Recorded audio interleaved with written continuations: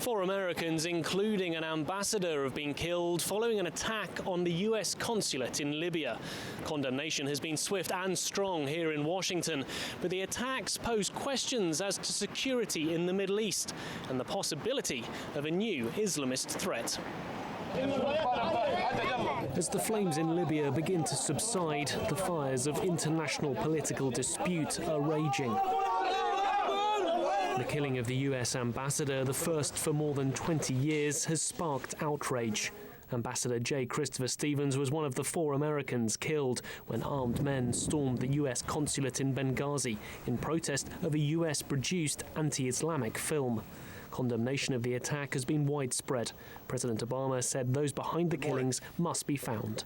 Make no mistake, we will work with the Libyan government to bring to justice the killers who attacked our people.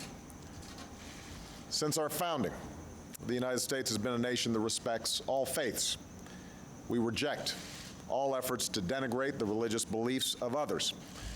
But there is absolutely no justification to this type of senseless violence. None. The world must stand together to unequivocally reject these brutal acts. An anti-terrorism team of US Marines are now being sent to Libya. Today, many Americans are asking, indeed, I asked myself, how could this happen?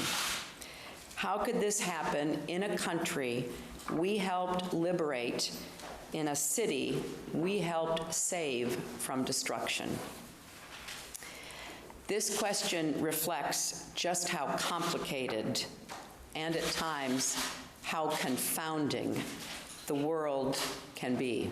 Presidential challenger Mitt Romney has also spoken out, but his speech has come under criticism for trying to score political points by politicizing the deaths. Instead, when our grounds are being attacked and being breached, that the first response of the United States must be outrage at the breach of the sovereignty of our nation.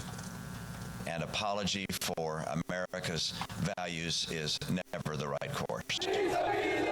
The movie Innocence of Muslims was made by a filmmaker who calls himself Sam Bacile and who claims to be an American Israeli.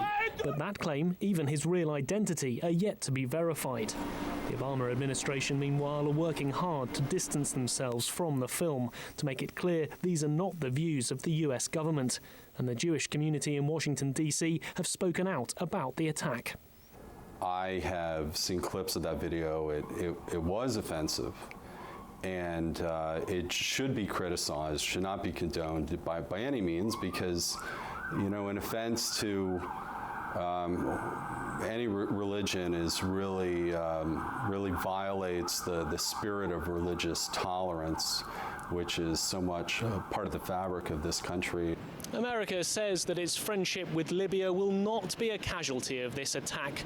The film, however, though, has undoubtedly weakened America's position in the Middle East.